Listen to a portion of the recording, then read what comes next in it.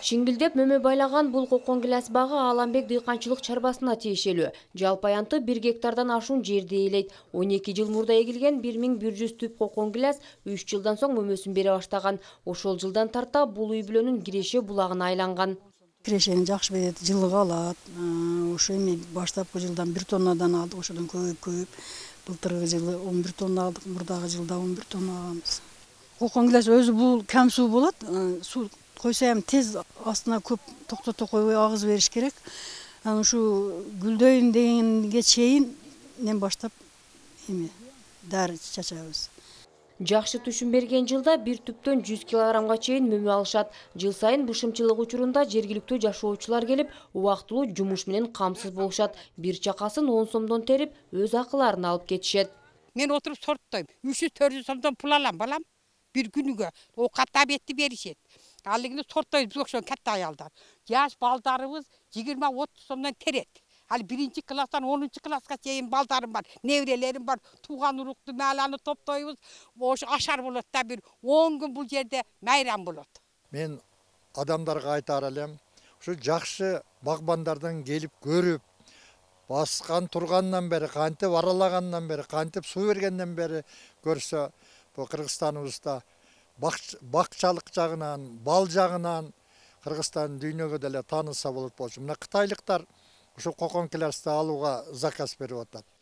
Бул Аламбек дыйкан чарбасындагы өстүрүлгөн кокон гилестердин 2 түрү бар экен. Биз азыр сабагы кыска деп аталуучу түрүнүн жайгашкан багында турабыз. Бул жерде дыйкандардын, багбандардын айтысы боюнча 500 түп дал ушундай сорттогу кокон гилестер орун алган. Эске сала кетсек, быйылкы жылда бак тарактар гүлдөгөн убакта кар жаап, көпчүлүк мөмөлөрдү үшүгө алып кеткен. Бул үй бүлөнүн мүчөлөрү болсо түтөткү салып, мөмөсүн сактап калууга үлгүрүшкөн.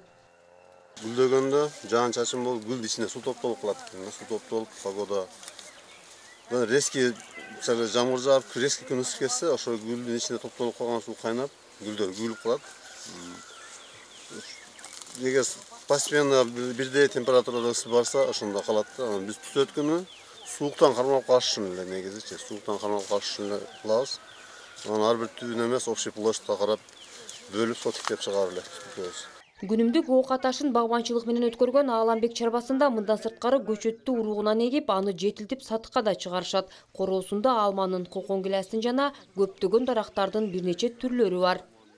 Жергиликтүү биздин шартка ылайыкташтырып, алманын 4-5 сортторун жеткизебиз биз. Смиренко, жазгы алма, перевосходный сортторун жеткизебиз.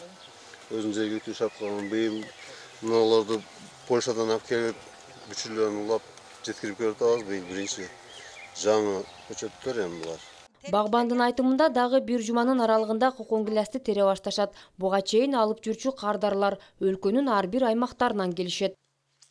Мнара Жапарова, Маматкадыр Маматалиев, Сузак району.